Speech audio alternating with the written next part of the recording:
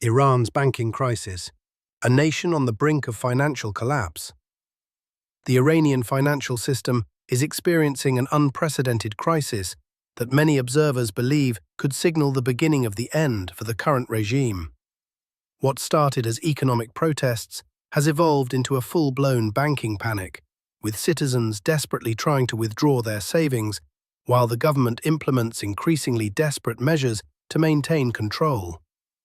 The breaking point. The situation reached a critical threshold when Bank Melli, Iran's largest state-owned financial institution, reportedly halted all cash withdrawals following massive runs on its branches during recent demonstrations. This dramatic move reveals the depth of the crisis facing Iran's banking sector and represents a fundamental breach of trust between the government and its people. When citizens can no longer access their own money, it signals something far more serious than routine economic turbulence. It indicates that people have lost confidence not just in individual banks, but in the entire system that governs their lives. Throughout history, such crises of confidence have often preceded the collapse of governments and regimes. The origins of economic catastrophe.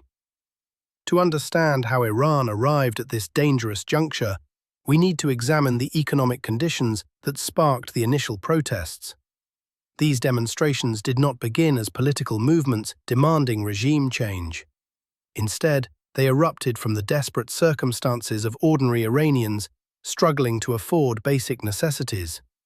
The country has been experiencing hyperinflationary pressures, with prices increasing by 10 to 20% monthly, not annually, but every single month. Essential goods like rice, eggs, cooking oil, and medicine have become increasingly unaffordable, while wages remain stagnant.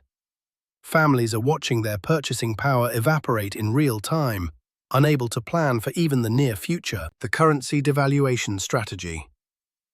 The government's response to these economic challenges made the situation dramatically worse. Authorities deliberately devalued the Iranian rial, a decision that had devastating consequences for ordinary citizens while enriching a small elite class. The mechanics of this wealth transfer are straightforward but cruel. Before the devaluation, $1 could be exchanged for approximately 700,000 rials. After the government's intervention, that same dollar bought 1.4 million rials, essentially doubling the exchange rate overnight. Who benefited from this policy? The regime's elite class, which derives its income primarily from oil exports sold in US dollars. When the rial was devalued, every dollar earned from oil sales suddenly purchased twice as many rials domestically. The Revolutionary Guards, religious authorities, and those connected to the oil industry saw their wealth multiply instantly. Meanwhile, ordinary Iranians experienced the opposite effect. Since Iran imports most consumer goods, rice, wheat, medicine, clothing, these items now cost twice as much in local currency. People's life savings, held in rials, lost half their value in a single stroke. This wasn't economic policy, it was systematic wealth extraction from the many to benefit the few. Misplaced priorities. Adding insult to injury, the windfall profits from this currency manipulation were not invested in improving conditions for Iranian citizens. Instead, substantial resources flowed to proxy forces throughout the region: Hezbollah in Lebanon, Hamas in Gaza, and the Houthis in Yemen. Iranian families struggling to afford food were effectively subsidizing military operations across the Middle East. The visible impact on daily life has been catastrophic. Store shelves remain stocked with products, but foot traffic has plummeted because people simply cannot afford to buy.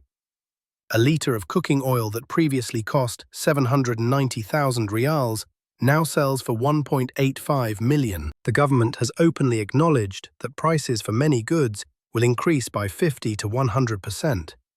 These price shocks ripple through the entire economy. As goods become more expensive, services must also raise their prices. Transportation costs rise, which increases delivery expenses, which further drives up retail prices. The inflationary spiral becomes self-reinforcing and increasingly difficult to escape. Government attempts at damage control. Facing mounting public anger, Iranian authorities attempted several measures to alleviate the pressure. One significant policy change involved ending subsidized exchange rates for importers, which had been intended to keep essential goods affordable. Instead, the government began depositing money directly into citizens' bank accounts, approximately $7 per person. While this direct payment might provide marginal help to the poorest Iranians, it represents a drop in the ocean of need. $7 purchases roughly 100 eggs and a few kilograms of rice or chicken at current prices. Moreover, economists warn that this policy shift will likely push prices even higher as the removal of import subsidies cascades through the supply chain. The price increases in just the first 10 days of the year paint a stark picture. Cooking oil prices surged by 133%. Eggs saw similar increases. Chicken became 70% more expensive, rice 30%, and meat 16%. When government officials publicly acknowledge that conditions will worsen, it suggests the private reality may be even grimmer. Admission of failure. In a remarkable moment, Iran's president publicly accepted responsibility for the economic crisis. Speaking directly to the nation, he stated that he and his government bore the blame, not students, not workers, not ordinary citizens, and not external forces like the United States.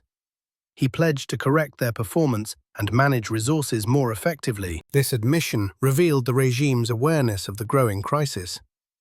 Initially, authorities seemed willing to tolerate economic protests, perhaps hoping that allowing people to vent frustration would reduce pressure. However, the demonstrations continued to grow, and the message began to shift from economic protests to political revolution.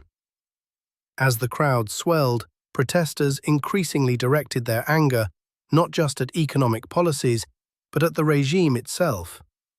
Chants of "Death to the dictator" began echoing through Iranian streets. This transformation from economic grievance to political rebellion crossed a line the authorities could not tolerate. The government's response followed a familiar authoritarian playbook: shut down internet access to disrupt communication and coordination, then launch a comprehensive crackdown. However, this strategy produced an unintended consequence that may prove fatal to the regime. The banking panic begins. When internet access is severed, people cannot access online banking services. They cannot check account balances, transfer money, or use digital payment systems. Credit and debit cards become useless. This sudden inability to access their funds triggers panic, sending people rushing to bank branches to withdraw physical cash while they still can. The psychology of bank runs makes them particularly dangerous. They operate as self-fulfilling prophecies. If enough people believe a bank might collapse and try to withdraw their money simultaneously, their collective action can cause the very collapse they feared, even if the institution was previously sound. The elite exodus. Perhaps most alarming for the regime, reports indicate that wealthy insiders are also pulling out millions and moving funds abroad. These are not ordinary citizens reacting to rumors, but people with intimate knowledge of the system's true condition. When those closest to power begin preparing exit strategies, it signals that the situation may be beyond repair. Credible accounts suggest that families of high-ranking officials are seeking visas to European countries. The family of Iran's parliamentary speaker has reportedly filed requests for French visas. This is the same official who once encouraged the sacrifice of children during the Iran-Iraq War and demanded harsh responses to student protests. Now his family apparently wants out. Historical parallels to 1979. This scenario bears striking similarities to events that preceded the 1979 revolution that overthrew the Shah. At that time, oil dominated Iran's economy, providing 90% of export earnings and 60% of government revenue. When oil workers went on strike during the revolution, the government's financial foundation crumbled. The Shah did not just lose political legitimacy, he ran out of money. Government operations halted, military salaries went unpaid, and the entire system seized up. Iranian elites responded by moving their wealth to London, Geneva, and New York. Foreign banks froze credit lines, businesses stopped making deposits, and the financial system collapsed completely. The Islamic Republic came to power partially because of that financial crisis. Now they face the possibility of falling the same way. Why banking crises topple governments? Once a banking crisis spiral begins, it becomes extremely difficult to stop. No speech, emergency measure, or security crackdown can restore trust once it evaporates.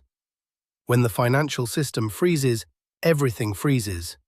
Businesses cannot pay suppliers, employers cannot pay workers, and critically, governments cannot pay security forces. Recent events in Syria demonstrate this dynamic. When Assad could no longer pay his troops, they stopped fighting for him. Soldiers will not die for paychecks that never arrive. The regime collapsed within days, not because rebels were militarily superior, but because the army lost its motivation to fight. This scenario represents the nightmare keeping Iranian leaders awake at night. The security forces that protect the regime are not primarily motivated by ideology. They remain loyal to a system that compensates them, grants them power, and allows them to operate businesses and smuggling networks. When that system cannot deliver, loyalty disappears. Desperate measures. Evidence of regime desperation can be seen in security forces driving through cities with loudspeakers, urging business owners to reopen their shops and markets. They frame this as supporting the Islamic Revolution and disappointing its enemies. But the subtext is clear. The government needs economic activity to continue functioning. Meanwhile, opposition figures are calling for coordinated action to accelerate the regime's financial collapse. The son of the former Shah has urged protesters to make their demonstrations more strategically focused on cutting financial lifelines. He has specifically called for workers in transportation, oil, gas, and energy sectors to initiate strikes. His message emphasizes that the goal is no longer just street protests, but preparing to seize and hold city centers. He understands that successful revolutions ultimately come down to resources and sustainability. The regime's remaining support. Despite the crisis, the Islamic Republic retains some support within Iran. While likely representing a small percentage of the population, in a country of 92 million people, even 10% means 9 million supporters. These individuals benefit from the current system and have strong incentives to preserve it. More importantly, the government controls the weapons and military equipment. This advantage has allowed them to crush previous protest movements. The combination of armed force, financial resources, and committed supporters creates a formidable barrier to change. Uncertain future. The outcome of Iran's current crisis remains uncertain. The country stands at a crossroads between potential regime collapse and continued authoritarian control. The banking panic represents perhaps the most serious threat the Islamic Republic has faced since taking power. But predicting the exact trajectory proves difficult. What seems clear is that Iran has entered a period of profound instability. The economic conditions driving initial protests have not improved. They have worsened. Trust in institutions continues eroding. Elite defections suggest internal recognition that the system may be unsustainable. Meanwhile, protesters are becoming more organized and focused in their demands. The next weeks and months will likely prove decisive in determining whether this crisis represents a temporary turbulence that the regime can weather or the beginning of fundamental political transformation in Iran.